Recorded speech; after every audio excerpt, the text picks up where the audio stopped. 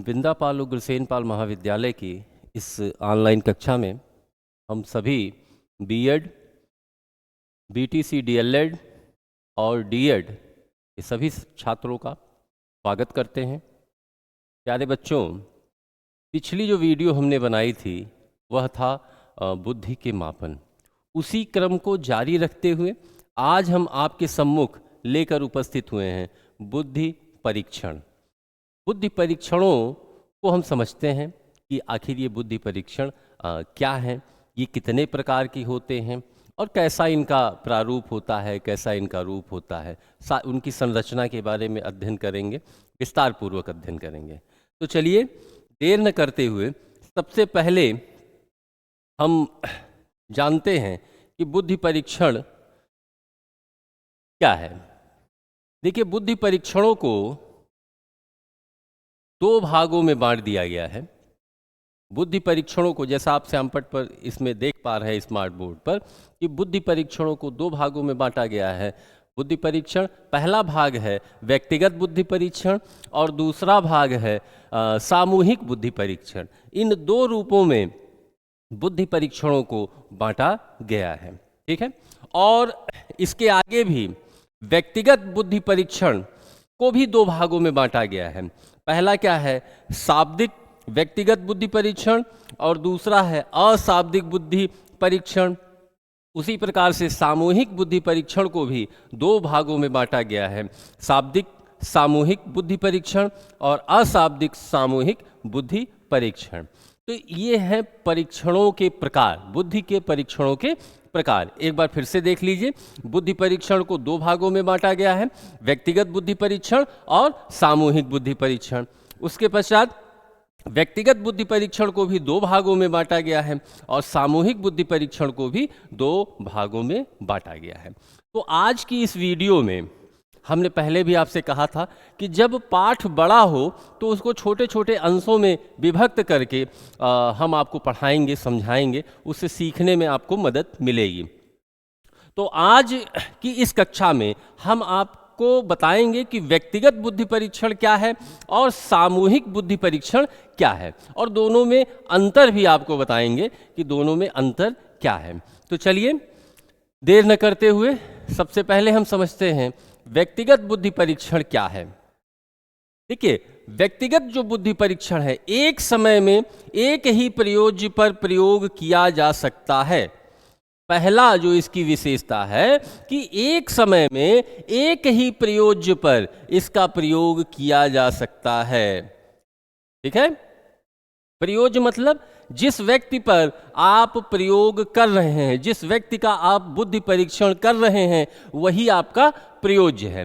तो एक समय में व्यक्तिगत परीक्षण क्या कहता है कि एक समय में सिर्फ एक ही प्रयोज्य पर आप बुद्धि परीक्षण कर सकते हैं, ठीक है। दूसरा क्या है इसकी विशेषता कि इस प्रयोग में परीक्षणकर्ता और प्रयोज्य के बीच सौहार्द स्थापित होता है। सौहार्द का मतलब होता है घनिष्ठता या प्रेम संबंध उनका प्रगाढ़ होता है, लगाव आपस में बढ़ जाता है, तो ये कहलाता है सौहार्द, ठीक है। क्या कहलाता है? सौहार्द।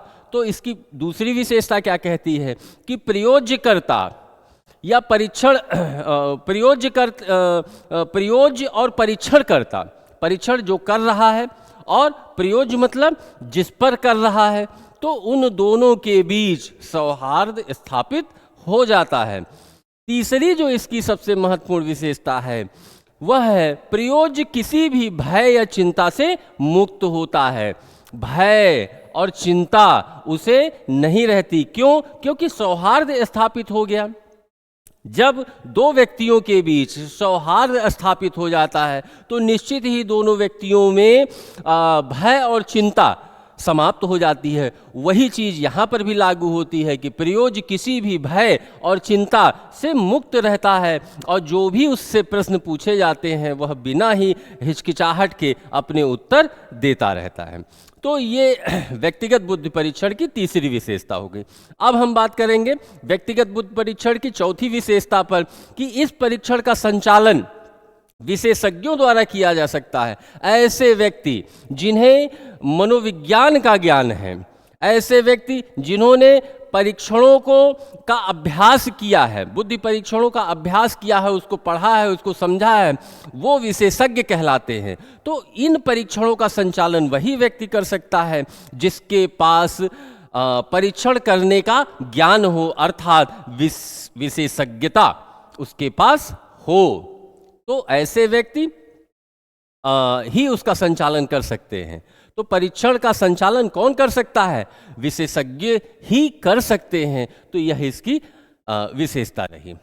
अगली विशेषता कहती है कि इन परीक्षणों के द्वारा छोटे बच्चों और मंद बुद्धि के बालकों का बुद्धि परीक्षण किया जा सकता है। छोटे बच्चे, ऐसे बच्चे जो आयु में बहुत कम हों और जो मंद बुद्धि के बालक हों, उन पर यह परीक्षण किया जा सकता है। ठीक है, तो यह इसकी अगली विशेषता हो गई। अब ध्यान दीजिए कि इस विशेषता में मानसिक निदान और व्यावसायिक निर्देशन में भी इसका उपयोग हम कर सकते हैं। मानसिक निदान, अगर किसी को मानसिक परेशानी है, मानसिक चिंता है, मानसिक भय है, तो इस परीक्षण के द्वारा हम व्यक्ति का मानसिक निदान भी कर सकते हैं अगर उसकी कोई समस्या है। और अगर भविष्य में व्यवसाय के प्रति उसकी चिंता है तो निश्चित ही हम व्यावसायिक निर्देशन का भी उनको व्यावसायिक निर्देशन दे करके उनका मार्ग प्रशस्त कर सकते हैं। तो इसके द्वारा हम बच्चों का व्यावसायिक निर्देशन भी करा सकते हैं। तो ये चीज़ें रहीं व्यक्तिगत बुद्धि परीक्षण की महत्वपूर्ण विशेषता। अब ये जान लीजिए कि ऐसे कौन कौन से परीक्षण हैं जो व्यक्तिगत बुद्धि परीक्षणों की श्रेणी में आते हैं। प्रायः अक्सर यह प्रश्न टेट की परीक्षाओं में पूछा जाता है और अभी सरकार द्वारा घोषणा की गई है कि जनवरी माह में आप लोगों की टेट की परीक्षा भी संपन्न कराई जाएगी। तो उसके मद्देनज़र इस चीज़ का हमें विशेष ध्यान देना है कि हमारी तैयारी बेहतर ढंग से हो। तो जब हम व्यक्तिगत बुद्धि परीक्षण की बात करते हैं तो अक्सर यह प्रश्न पूछा जाता है कि कौन सा परीक्षण, तमाम ऐसे शिक्षाविद हैं जिन्होंने परीक्षणों का आविष्कार किया है, तो वो कौन से ऐसे परीक्षण हैं जो व्यक्तिगत बुद्धि परीक्षण की श्रेणी में आते हैं। तो उनका नाम मैंने यहाँ पर लिख रखा हुआ है। जैसे स्टैनफोर्ड बिने बुद्धि परीक्षण, यह व्यक्तिगत बुद्धि परीक्षण की श्रेणी में आता है। दूसरा है वेसलर बुद्धि परीक्षण, यह भी व्यक्तिगत बुद्धि परीक्षण की श्रेणी में आता है। मैरिल और पामर बुद्धि परीक्षण, यह भी इसी श्रेणी में आता है। मैरिल एवं पामर ब्लॉक बिल्डिंग परीक्षण, यह भी इसी श्रेणी में आता है। पोर्टियस भूल भुलैया परीक्षण, यह भी इसी श्रेणी में आता है। तो ये जितने भी 5 प्रकार के परीक्षण आपके इस स्मार्ट बोर्ड पर दिख रहे हैं, ये सभी व्यक्तिगत बुद्धि परीक्षण के ही रूप हैं। तो इतनी चीज़ें आप ध्यान रखिए। व्यक्तिगत परीक्षण क्या है ये हमने विशेषताओं के माध्यम से बता दिया, और कौन कौन से ऐसे परीक्षण हैं जो व्यक्तिगत बुद्धि परीक्षण की श्रेणी में आते हैं उसको भी मैंने इसमें समझाने का प्रयास किया। अब चलिए, व्यक्तिगत बुद्धि परीक्षणों को हमने समझ लिया। अब हम समझते हैं सामूहिक बुद्धि परीक्षण। क्या पढ़ेंगे? सामूहिक बुद्धि परीक्षण। देखिए, सामूहिक बुद्धि परीक्षण की जब हम बात करते हैं तो पहली विशेषता यह कहती है कि यह वह परीक्षण है जो एक समय में अनेक प्रयोज्य पर एक साथ प्रसारित किया जा सकता है। एक समय में अनेक प्रयोज्य, वहां पर क्या था? व्यक्तिगत बुद्धि परीक्षण में एक समय में एक ही प्रयोज्य पर इसका प्रयोग किया जा सकता था, लेकिन सामूहिक बुद्धि परीक्षण में एक समय में हम अनेक बच्चों पर इस परीक्षण का प्रयोग कर सकते हैं। तो प्रयोज्यों की संख्या अधिक होती है, अनेक होती है, इस चीज का भी हमको इसमें ध्यान देना है। सामूहिक बुद्धि परीक्षण में प्रयोज्यों की संख्या अधिक होती है या अनेक होती है। एक समय में अनेक प्रयोज्य पर हम इसका प्रयोग कर सकते हैं, अनेक प्रयोज्य पर हम प्रसारित कर सकते हैं इस चीज को।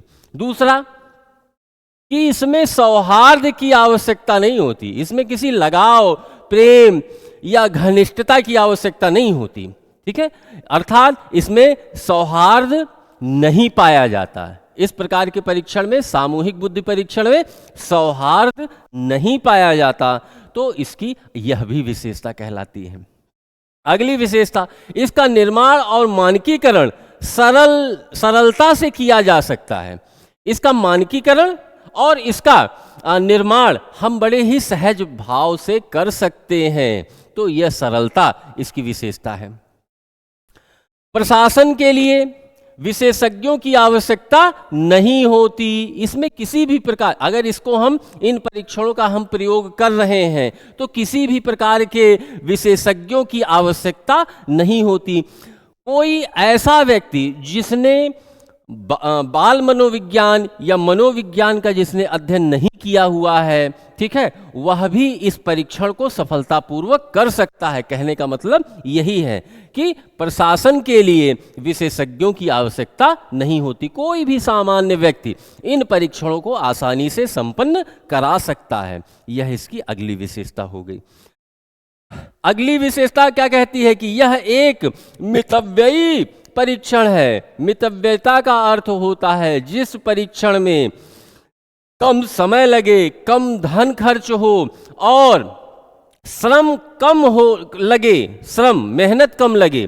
तो जिसमें धन कम लगे, जिसमें समय कम लगे, जिसमें मेहनत कम लगे, ऐसे परीक्षणों को मितव्ययी परीक्षण कहते हैं।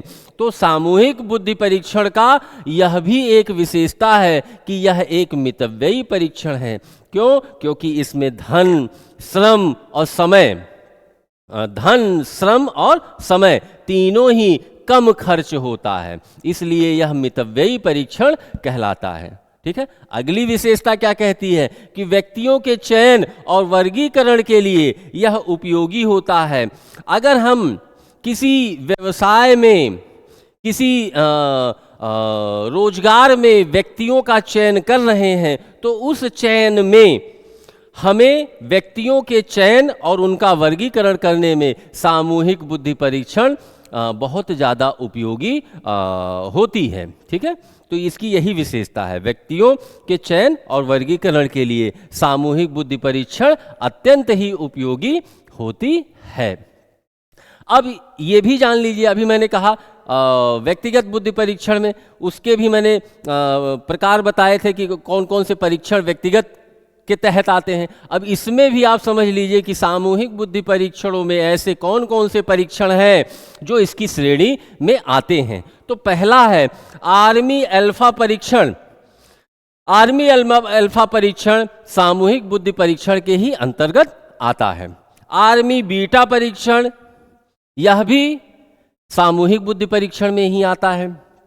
बर्ट सामूहिक बुद्धि परीक्षण, जलोटा बुद्धि परीक्षण, ठीक, रिवेंस, प्रोग्रेसिव मैट्रिक्स, ये जो परीक्षण है यह भी सामूहिक बुद्धि परीक्षण के ही श्रेणी में आता है। इसके पश्चात कैटिल कल्चर फ्री परीक्षण, कैटिल कल्चर फ्री परीक्षण भी सामूहिक बुद्धि परीक्षण की ही श्रेणी में आता है। तो ये जो आप देख रहे हैं ये सभी आपके सामूहिक बुद्धि परीक्षणों की श्रेणी में ही आते हैं। तो इतनी चीज़ें आप समझ चुके होंगे। अब आपको हम समझाते हैं कि व्यक्तिगत बुद्धि परीक्षण और सामूहिक बुद्धि परीक्षणों में अंतर क्या होता है। चलिए, स्मार्ट बोर्ड पे दिख रहा होगा आपको कि व्यक्तिगत और सामूहिक बुद्धि परीक्षणों में अंतर। पहला अंतर, देर न करते हुए जल्दी से, क्योंकि बहुत सारे अंतर हैं, इनको जल्दी से समझाना आवश्यक है, नहीं तो वीडियो लंबा हो जाता है।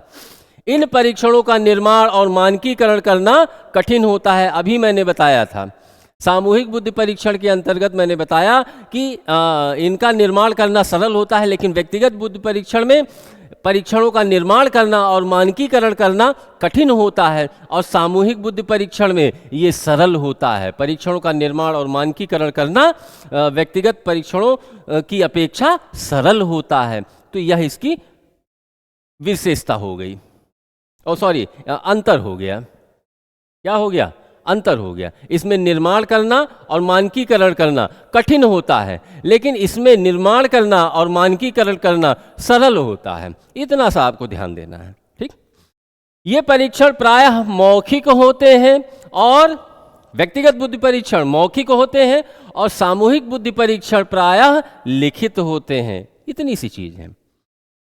इनकी समय सीमा प्रायः निश्चित नहीं होती, ठीक, और सामूहिक बुद्धि परीक्षण में समय सीमा निश्चित होती है। क्या होती है? निश्चित होती है। इन परीक्षणों में आयु वर्ग व्यापक होता है, ठीक है, आयु वर्ग क्या होगा? व्यापक होगा, और इन परीक्षणों में विशेष आयु वर्ग के लिए ही यह परीक्षण कराया जाता है। सामूहिक बुद्धि परीक्षण विशेष आयु वर्ग के लिए ही आयोजित किया जाता है। इसके पश्चात अगला अंतर कि ये कम आयु के बच्चों के लिए अधिक उपयोगी होते हैं। मैंने पहले भी बताया था, ठीक, कि ये कम आयु वाले बच्चों के लिए अत्यधिक उपयोगी होते हैं। और सामूहिक बुद्धि परीक्षण में क्या है कि सामूहिक ये परिपक्व आयु वाले बच्चों के लिए अत्यधिक उपयोगी होते हैं, अधिक उपयोगी होते हैं, ठीक। अब जल्दी से और अंतरों को देख लेते हैं। इनका प्रयोग शिक्षित और विकलांग बच्चों पर, शिक्षित और विकलांग बच्चों पर भी किया जा सकता है, ठीक है, अशिक्षित, इनका प्रयोग अशिक्षित और विकलांग बच्चों पर भी किया जा सकता है। जो बच्चे पढ़ाई नहीं पढ़ पा रहे हैं, शिक्षित नहीं हैं, जिन्हें लिपि का ज्ञान नहीं है, उन बच्चों पर भी, क्योंकि ये मौखिक होता है तो उसमें लिखने उखने की जरूरत है नहीं, तो ये अशिक्षित बच्चों पर भी ये परीक्षण किए जा सकते हैं। और जो बच्चे दिव्यांग हैं, विकलांग हैं, उन बच्चों पर भी ये परीक्षण किए जा सकते हैं। व्यक्तिगत बुद्धि परीक्षण। अब सामूहिक बुद्धि परीक्षणों की बात करेंगे। इनका प्रयोग इन श्रेणियों के बच्चों पर नहीं किया जा सकता। मतलब जो बच्चे अशिक्षित हैं, जो बच्चे विकलांग हैं या दिव्यांग हैं, उन पर ये प्रयोग नहीं किया जा सकता, क्योंकि यह परीक्षा सामूहिक बुद्धि परीक्षण लिखित होता है, इसलिए अशिक्षित वाले बच्चे इसमें सम्मिलित नहीं हो सकते, दिव्यांग बच्चे इसमें सम्मिलित नहीं हो सकते। इन परीक्षणों का प्रशासन करना कठिन होता है। इनके प्रशासन के लिए प्रशिक्षित व्यक्ति की आवश्यकता होती है। यह इसकी अगली विशेषता हो गई व्यक्तिगत बुद्धि परीक्षण की। और इसमें क्या है सामूहिक बुद्धि परीक्षण में कि इनका प्रशासन करना सरल होता है और सामान्य शिक्षक भी इनका प्रशासन कर सकते हैं, अर्थात कोई भी सामान्य व्यक्ति इस परीक्षण का प्रयोग कर सकता है, ठीक है, संचालित कर सकता है। अगला अंतर है कि इनका प्रशासन एक समय में एक ही व्यक्ति पर किया जा सकता है। हमने पहले भी बताया था कि एक समय में एक ही व्यक्ति पर किया जा सकता है, ठीक। इसलिए किसी भी समूह के व्यक्तियों की बुद्धि का मापन करने में समय, शक्ति और धन अधिक लगता है, ये अधिक खर्चीले होते हैं। अभी मैंने जब सामूहिक बुद्धि परीक्षण बताया था तो मैंने कहा था कि यह जो है मितव्ययी होता है। क्यों? क्योंकि इसमें धन, श्रम और समय कम लगता है। और ठीक उसी का अपोजिट क्या होगा कि इसमें समय, व्यक्तिगत बुद्धि परीक्षण में समय, शक्ति मतलब श्रम और धन अधिक लगते हैं, यह अधिक खर्चीले होते हैं। तो हम कह सकते हैं कि यह मितव्ययी नहीं होता। एक शब्द में हम कह सकते हैं कि यह मितव्ययी नहीं होता। और इनका प्रशासन एक समय में अनेक व्यक्तियों पर किया जा सकता है, इसलिए इसके द्वारा किसी समूह के व्यक्तियों के बुद्धि मापन की अपेक्षाकृत बहुत कम समय, शक्ति और धन लगता है। ये कम खर्चीले होते हैं, अर्थात यह मितव्ययी परीक्षण होता है, ठीक। अगली विशेषता कि इनके प्रशासन में परीक्षणकर्ता और प्रयोज्य के बीच सीधा संबंध होता है। सीधा संबंध मतलब सौहार्द स्थापित होता है, मैंने पहले ही आपको बता दिया था। और इनके प्रशासन में उनके बीच कोई संबंध नहीं होता, अर्थात सौहार्द स्थापित नहीं होता। ये अंतर हो गया। इन परीक्षणों में संकोची व्यक्तियों को परेशानी होती है। जो स्वभाव से संकोची प्रवृत्ति के होते हैं, वे व्यक्ति मौखिक उत्तर देने में उन्हें कठिनाई होती है। इसलिए यह जो व्यक्तिगत परीक्षण है, इस परीक्षण में संकोची व्यक्तियों को परेशानी होती है, ठीक है, क्योंकि मौखिक उत्तर देना है उन्हें। अगला सामूहिक बुद्धि परीक्षण में क्या कह रहा है उसी के एवज में कि इन परीक्षणों में किसी व्यक्ति को कोई परेशानी नहीं होती, ठीक, क्योंकि यह लिखित होती है, मनचाहा उत्तर उसमें लिखते रहते हैं। तो ये इसका अंतर हो गया। कोई परेशानी नहीं होती सामूहिक बुद्धि परीक्षण में। अगला अंतर देखिए कि इनके प्रशासन में, अगला अंतर क्या कह रहा है कि इनके प्रशासन के समय प्रयोज्य को प्रोत्साहित किया जा सकता है। अगर बच्चा उत्तर नहीं दे रहा है तो उसको प्रोत्साहित कर सकते हैं व्यक्तिगत बुद्धि परीक्षण में। मैंने बताया अगर वो संकोची स्वभाव का है, उत्तर नहीं दे पा रहा है, तो थोड़ा सा प्रोत्साहित कर दीजिए, उत्तर निकल जाएगा, लेकिन फिर भी कठिनाई होती है। ठीक है, इनके प्रशासन के समय प्रयोज्य को प्रोत्साहित किया जा सकता है और इनके प्रशासन के समय ऐसा कुछ नहीं किया जा सकता। ठीक है, प्रोत्साहित नहीं किया जा सकता सामूहिक बुद्धि परीक्षण में। ठीक, अगला अंतर कहता है व्यक्तिगत बुद्धि परीक्षण की इनके प्रशासन के दौरान प्रश्न समस्याओं के क्रम व स्वरूप में आवश्यकता अनुसार कुछ परिवर्तन किया जा सकता है। अगर आपने प्रश्न पहले से बना रखे हैं, ठीक है, क्रमबद्ध तरीके से, और बच्चों को कहीं जटिलता हो रही है तो चलिए उसको छोड़ दिया, अगला प्रश्न पूछ लिया, वो भी नहीं बता पाया तो चलो अगला प्रश्न पूछ लिया। तो प्रश्नों में हम परिवर्तन कर सकते हैं अपनी आवश्यकता के अनुसार, लेकिन सामूहिक बुद्धि परीक्षण में हम ऐसा कुछ भी नहीं कर सकते। ठीक है, सामूहिक बुद्धि परीक्षण में क्या है कि इनके प्रशासन के दौरान ऐसा कुछ नहीं किया जा सकता, परिवर्तन नहीं कर सकते आप प्रश्नों को। प्रश्न जैसे दिए गए हैं वैसे ही उनके उत्तर उनको हल करने हैं। अगला अंतर क्या कहता है कि इसका उत्तर देते समय नकल के कोई अवसर नहीं होते। जब सामने सामने बालक व्यक्तिगत बुद्धि परीक्षण में जो परीक्षण करता होता है और जो प्रयोज्य होता है, दोनों के बीच जब संबंध स्थापित होता है और जब संप्रेषण चल रहा होता है तो नकल की कोई अवसर उनको नहीं मिलता। लेकिन जब हम सामूहिक बुद्धि परीक्षण की बात करेंगे तो तमाम बच्चे एक साथ बैठे हुए हैं, एक दूसरे से पूछ लेते हैं, ठीक है, तो उत्तर देते समय नकल की जा सकती है। सामूहिक बुद्धि परीक्षण में उत्तर देते समय नकल की जा सकती है। अगला कि इन परीक्षणों का फलांक करना कठिन होता है। इन परीक्षणों का फलांक मतलब मूल्यांकन या अंकन करना कठिन होता है। ठीक है, और उसी के सामूहिक बुद्धि परीक्षण में क्या है कि इनसे प्राप्त अंकों की व्याख्या करना सरल होता है। उसमें निश्चित प्रश्न दिए हुए हैं, उनके नंबर हैं, तो उनका फलांक करना सरल होता है, उसकी व्याख्या करना सरल होता है, उनका मूल्यांकन करना सरल होता है। अगली विशेषता क्या कहती है कि इसमें प्राप्त अंकों की गुणात्मक व्याख्या की जा सकती है। गुणात्मक व्याख्या कर सकते हैं क्योंकि यह व्यक्तिगत बुद्धि परीक्षण है। हम कह सकते हैं बच्चा अच्छा है, ठीक है, और ये भी कह सकते हैं कि बहुत अच्छा है। ठीक है, तो गुणात्मक व्याख्या की जा सकती है, या सबसे अच्छा है, ठीक, तो गुणात्मक व्याख्या की जा सकती है। और इसमें क्या है कि इसमें प्राप्तांकों की व्याख्या मानकों के आधार पर की जा सकती है। जितना नंबर पाया बच्चा उसी के आधार पर उसकी व्याख्या की जा सकती है। तो जो प्राप्तांक हैं वो प्राप्तांक उसके बौद्धिक क्षमता का सूचक होते हैं। तो इसलिए हम कह सकते हैं कि इसमें प्राप्तांकों की व्याख्या मानकों के आधार पर की जा सकती है। ठीक है, तो ये आपके 15 अंतर व्यक्तिगत बुद्धि परीक्षण और सामूहिक बुद्धि परीक्षणों के मैंने अब तक बता दिए। अभी आगे और समझिए कि अगला 16वां जो अंतर है कि इससे प्राप्त अंकों की व्याख्या करना कठिन होता है। इससे प्राप्त अंकों की, बच्चों का जब हम व्यक्तिगत परीक्षण करते हैं और उसमें जो बच्चे उत्तर देते हैं उस आधार पर उनकी व्याख्या करना थोड़ा सा जटिल होता है। लेकिन सामूहिक बुद्धि परीक्षण में जो अंक बच्चे प्राप्त करते हैं उसके आधार पर व्याख्या करना सरल होता है। ठीक है, इन परीक्षणों में वैधता और विश्वसनीयता अपेक्षाकृत अधिक होती है। वैधता और विश्वसनीयता बहुत आवश्यक तत्व है परीक्षण का।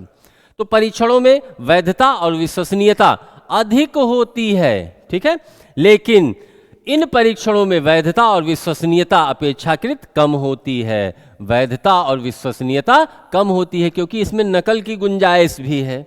बच्चा आपस में नकल भी कर लेगा और नकल कर लेगा तो अच्छे नंबर प्राप्त कर लेगा। तो कह सकते हैं कि इन परीक्षणों में वैधता और विश्वसनीयता अपेक्षाकृत कम होती है।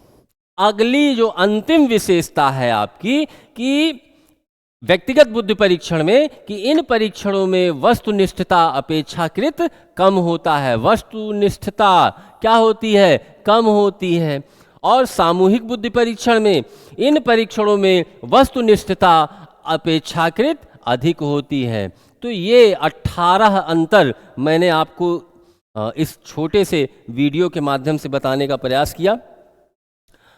अगली वीडियो में हम कुछ और भी नया लेकर आपके सम्मुख उपस्थित होंगे और आपसे यह अपेक्षा रखते हैं कि जो भी चीज़ें आपको समझ में ना आ रही हों वह अपने कमेंट के माध्यम से आप अपने प्रश्न पूछ करके अपने उत्तरों को प्राप्त कर सकते हैं। धन्यवाद।